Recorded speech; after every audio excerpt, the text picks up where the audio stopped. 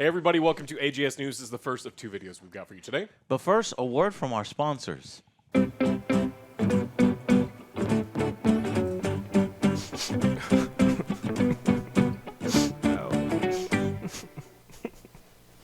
No. Hey, Scrody, are you okay? I thought I heard you crying. Oh, hey, OJ. Yeah, I have a big date tonight, and when I was getting ready, I cut myself shaving with my old razor. It hurts so bad. You know you're not supposed to use razors on extra sensitive areas. You need the right tool for the job. Here, check this out. This is the Manscaped Lawnmower 3.0 with skin-safe technology. It's specifically designed for your most sensitive areas. And now, if you go to manscaped.com/AngryJoeShow, you can get 20% off with free shipping too. Wow, thanks, OJ, I will. Hey, can I ask you a quick favor before you go? Of course. Can you, kiss my boo-boo better? Sure.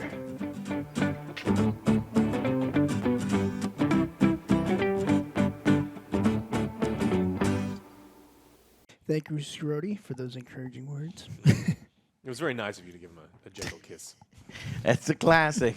Guys, click those links down below. Support the show by supporting yourself and grabbing some Manscaped. And thank y'all very much for tuning in. Yeah. So, AJS News, what can you expect here as we go into February? Well, the first top 10 lists will be coming out this week. That starts off with the best, and then we go to the rest of the lists.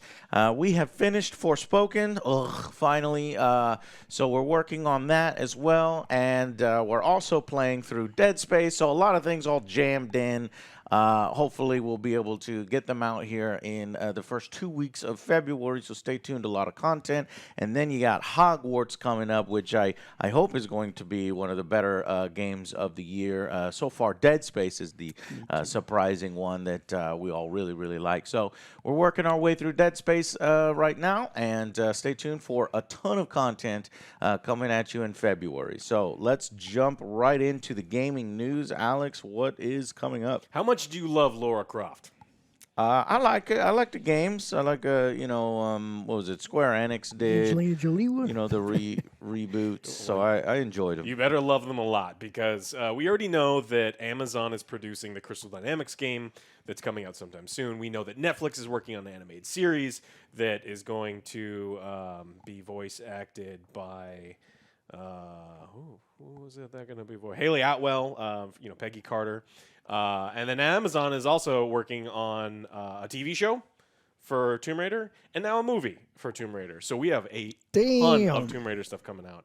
So they're like, hey, this is going to be a big market. Let's just saturate it with everything we got. Yeah. Like, there's no way people can get tired of Lara Croft. We don't know who's going to star in the TV show or the live-action TV show or the live-action movie just yet.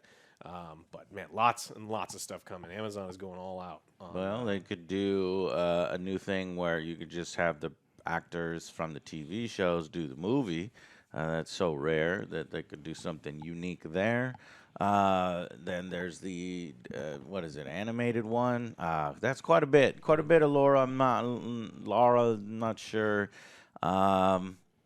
If it's all good, I guess, but I think, you got to go the approach of recent successes like the Last of Us TV show, where you're like, all right, let's try this, and, you go there, but they're taking the shotgun method approach, which is odd because, Square Enix was like, we're disappointed with, Laura. Because they expected massive numbers from the last game, and they got good numbers from the last game, and now all of a sudden they think that the property is that strong and going to make tons and tons of viewers and money. It just seems like a weird about face. Yeah. But perhaps some of it is, these creative teams that have licensed the property, and they're the ones driving the force behind it. In addition to Square Enix doing some of their own initiatives, and the timing may have just timed up to where you're getting a bunch of them. But there's no release dates on any of it, so I'm thinking, it could come out over several where it doesn't feel overwhelming at first. It may feel well timed. You're getting a new game, then the new movie comes out, and all this stuff. So I'm up for it. So as long as Crystal Dynamics maybe is in charge of that, go back. Since they're done with Avengers, we've seen that the service is now shut down. They could focus on getting us a good Live revival. service Lara Croft game. Nah, it was just good game. Yeah. So hopefully it's great there. But Amazon, they do really well with their TV series. Oh yeah. Yeah, I mean, like the Lord of the Rings one did super well. I can't wait to see this one. Same writing crew, please.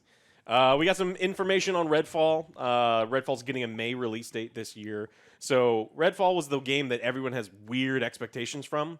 The expectations are so weird and all over the place that they actually put out.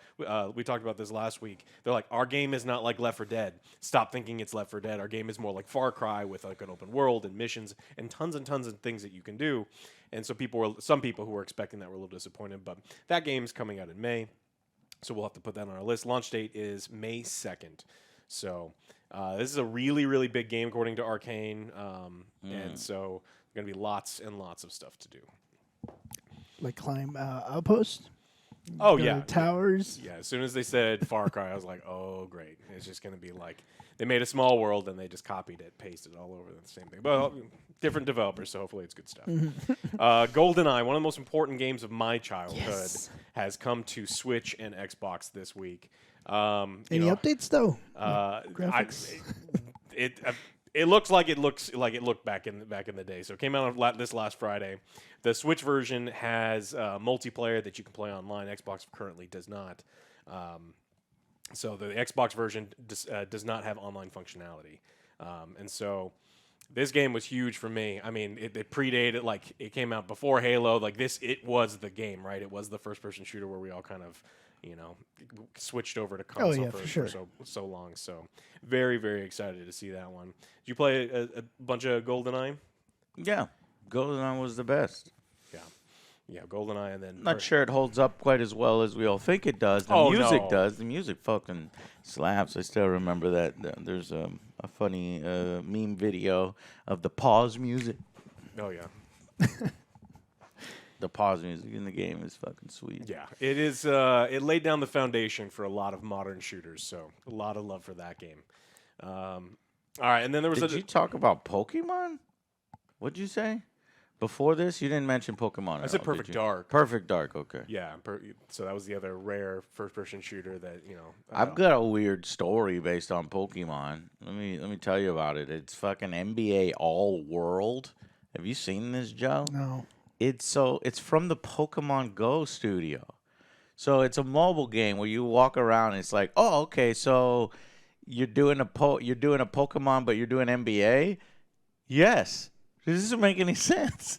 How is that? Okay, so it says here that much like Pokemon Go's core concept, NBA All World lets you search real world locations for some of the biggest names in NBA. This makes total sense to me because the NBA now allows traveling as like a rule. So totally like walking around. That's fix your shit. Up. The game is unwatchable. Yeah, so you can walk around and you find like fucking AD or fucking LeBron in a bush or something. No, AD can't be in a bush. He's in a hospital bed. He's only near hospitals is where you can find AD. Anthony Davis. Players. Why? I don't know. As players explore their surroundings with this free-to-play mobile title, they encounter the NBA players.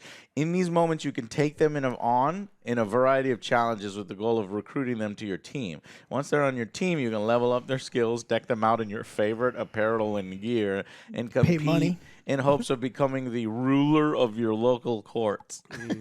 Oh, I got Ben Simmons again. Shit. Once your team is set, he doesn't want to play for me. You can take on other players through one-on-one tournaments to win. Maybe the PvP is better than at launch than the Pokemon Go was, but it's just weird that it's Pokemon Go, but you're searching for NBA players. Like, look, I don't watch the basketball, so obviously this is for basketball people. but I think its audience is not going to be quite as wide as these games usually need in order to survive and flourish and continue.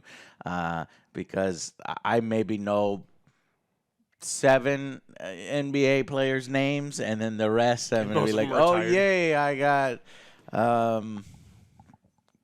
You got a rare one, man. Ingus Prime Bloomhauser. I don't know. Luca? Yeah, so anyways, just letting y'all know that NBA Old World Pokemon game is out. Joe, you like basketball and Lakers. Yeah, but I'm not going to go out there and download be searching for basketball players. It's so stupid sounding. All right, anyways. Too old for that shit. Yeah. There was a game taken off Steam recently, and it was the second most anticipated game, like second most wishlisted game on Steam. It was called The Day Before. It was a survival MMO. We didn't have a ton of information on it, and people were really, really excited about this one, but they announced the game, and then months and months after they announced the game, someone trademarked the name because they hadn't done it in the United States. And so now they don't get to release their game. It's been taken off Steam, and they have to figure all this stuff out. A lot of people are really worried because we haven't gotten a lot of information about it. And they're like, wait a minute, is this like a smoke in here? Scam? Is this like a scam? Like, how did I get not scammed? a real game? Yeah, and so I've been following the drama on that. There's some really good videos on YouTube that you can watch. You just type in Force Gaming actually has some really good videos. The Day Before keeps getting worse is one of them. He's got several videos in the series. It's fascinating because the devs just act so weird. Like it doesn't, exist. And okay, but keep going. Yeah, so it doesn't make any sense why they wouldn't file the trademark in the United States. And people were wondering, wait a minute, is this something that they did to themselves to kind of like back out? And what was going on behind the scenes? So we don't know yet, right? All we know is the Steam page has been taken down. They said they're working with their lawyers to get everything sorted out. But if you're making a game and you're making something, and you should file a trademark. Well, it's a bunch of lies too, because they were like, "Oh, the game got taken down," and people were like, "See, I knew it was a scam," and they're like, "No, it was just a bug on Steam." And then later on, it's like, "Oh, no, it wasn't a bug. It was a trademark dispute." It's like, well, you would know whether it was a bug or a trademark dispute. So you lied to us the first time. What else are you lying about? Yeah, the trademark, they actually, in this article, they posted that the trademarks were legit. They actually showed that someone had filed it. They showed that they had themselves tried to fight it, but nothing's making sense from these people. So I don't know. I'm kind of hoping. I mean, I wasn't super excited for this one. It's always funny when there's these smoke and mirrors and no one's lost any money on it. So we thought it kind of. We thought it kind of looked like The Division and The Division 2, and it's hard to be super excited about kind of that structure. But I just want to be shooting some dude for 90 minutes. It's just like, what kind of body armor are you waiting? It's just a dude. Never that style of gameplay is not for me. Yeah. In a stream this week, the quest director for Cyberpunk 2077 admitted that there was a lot of complaints about some of the quest designs, saying that some of them were too linear, and he's like, "You're absolutely right. It's completely justified." He went on to say that I would expect more from myself, and from us as a studio. I mean, there's a lot of things that we've talked about over and over about the development of Cyberpunk, of like them starting on with something, changing it as it went along, and then cutting things out, and then development time wearing long. And so some things that they wanted to do, they just couldn't do it. So, it's nice to see that people within the company have the opinion. It's like, look, we know we're working on it. We're passionate. Because that's the kind of thing that, me as a consumer, I want to see when they recognize it. I hate when companies are like, no, this game was perfect the way it came out. There was no flaws. Admit your mistakes, all right? Yeah. Fix it. Because this leads me to believe that they're going to try to do things better in the future, whether it be the Phantom Liberty, the next Witcher game, or whatever. So it was good to see them talk about this stuff. Owning up to it. Yeah. All right. And then the complete opposite side of the spectrum, Ubisoft is rumored to be working on a multiplayer Far Cry, as well as the next Far Cry 7. If we're talking about Game of the Year, baby. Hey, I like Far Cry. I just haven't really been that into the recent Far Cries, you know. I'm a classic Far Cry guy, 2, 3, 1. That was a long time ago, though. Yeah. 4. And then Yeah. So we'll see. We'll see what we can do. Yeah, so there's a live, of course they want to get into the live service multiplayer style development, and Ubisoft is just a company that really hasn't changed up the formula, and so this is what they're looking to do. We've talked about how much they're in trouble, and they just want one of those. Just don't understand, and it's so simple. We want really good, inspired games and game design.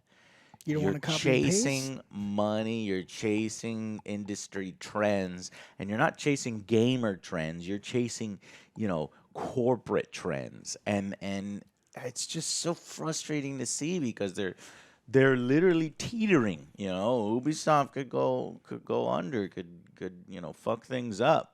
So I hate watching this. Okay, we'll see how it works out for them.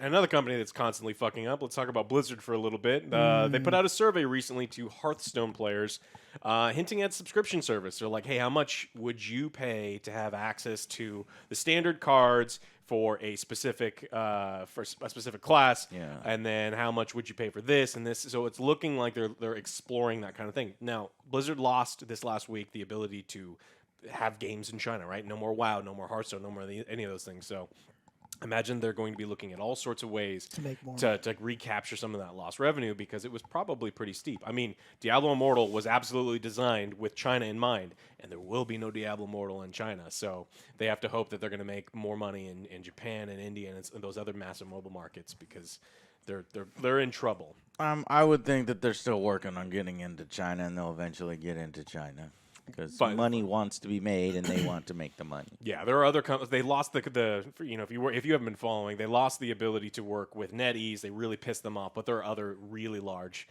groups in China that would probably be willing to. So as far as the subscription service for the card game, it's like they're not making enough money, and they're spending money on development, and they're wondering, should we shut it down? Should we remove people from the team? Should we do continued development? If we want continued development, we need some kind of regular, steady income from it, and then I guess that's how they're going to get it through, some kind of subscription service or season pass. Because even Marvel Snap has a season passes every month, so that they can kind of rely on the player base to continue to support development. So not really surprising that Activision would then opt to just go with a subscription service or test to see if people will accept a subscription service. Hopefully everyone and if say they no. won't, then like, no, we could we're be good. seeing Hearthstone kind of sunsetting. Yeah, they've done this in the past with other games, and game companies love doing things like this. They put out these surveys, and then a bunch of people like, I would pay $300 to get a legendary gem in Diablo Immortal. That sounds great. I'd do it 40 times a week, and then they're like, great, this is who our customer base is. So hopefully they figure it out. And more Blizzard news. They used to have a good employee, a guy named Brian Birmingham, and they fired him because he was a good person. Brian was a manager over a team. Too good for Blizzard. For WoW Classic. And Blizzard had put in this policy where you have to rank your employees. And this is based on compensation, right? So you can't say everyone's doing awesome, even if they are all doing awesome, because then Blizzard would have to give them like profit sharing and all these other things. You actually have to say that some people are not doing amazing, and then some people are doing really well, and some people are doing... And he's like, well, my whole team is doing very well. And for the last 2 years, I ignored your stupid quota system because I think it's bullshit. And this year, they're like, you have to do it. And he's like, well, I'm not going to work unless this goes away, and they just fired him on the spot. So, good on Brian. I'm sure he's got people looking to pick him up because he's a very talented developer, and sounds like he's a very good person. But this is just another bad, it's a bad thing that for Blizzard. It's just Fucking like corporations. It's like, hey, everybody's doing great this year. You all did a great job. Let's continue it. And the corporation walks in. Which is the one that I could fire and save money? Well, nobody. It's like, okay, yeah, but which one is not doing good right now? We're doing great right now, so thank you very much for asking. Yeah. Okay, yes, but tell me who you like the least. It's like, no, fuck off. And it's like, okay, fuck you, you're fired. And that's how it went. yeah. So That's my So thought. much bullshit. when you have an opportunity to pay for that Hearthstone subscription, you could just be like, hey, I'll play a different game, and I don't give this company money. Yeah. Because the Yeah, only I'll thing... play a different. Yeah. Good. Yeah, play something else, because the only thing that's going to get to those people is drop in revenue. You actually have to vote with your dollar with these people, because they don't care what you want. They care how you spend. Yeah. So if you're looking for something to buy, maybe Dead Space, because they did that remake right. So far, as we're playing now. yeah. All right. Well, that's what I got for this video. Anything else that you had for this one? Well, let's see. It really depends on if you. Now that I mentioned Dead Space, I got to talk about a little bit of a controversy that I saw happening on idiot areas. I saw this. Did you see this? Some people were complaining that Dead Space was too woke. This EA has ruined everything by making Dead Space too woke. But Yeah. why? So they refuse to play. They refuse to put the money into the game because this is propaganda that is warping the children's minds. You keep using that word. I do not think it means Don't what you think think it means what you think it means. I fucking hate this goddamn word. People that use it because they almost they make it their entire identity and they almost always get it wrong. And you see, there's the Steam one. It says, is this game actually woke? About the wokeness. Why is there so much wokeness injected into this? Kill 30 enemies. Achievement, is it broken? And then another one. Every character but Isaac is gay. Woke boobs for more stableness? And, so it's like, God bless that one person who's like, hey, I'm trying to kill 30 enemies. Is it broken or not? And everybody's like, whoop. My identity politics. You can't engage in identity politics. Only I can. This game is woke. That's my impression of those people. So why? I had to look into it because I'm like, dude, we're having a great time with Dead Space. This is a fantastic, update to the game. Well, it is. There's gender-neutral bathrooms, and some of the side characters are different ethnicities. Oh, and I guess Isaac's girlfriend is a slightly older age. Oh my God. OJ, you're woke. I'm done playing it. Dating grannies makes you woke, Oh apparently. no.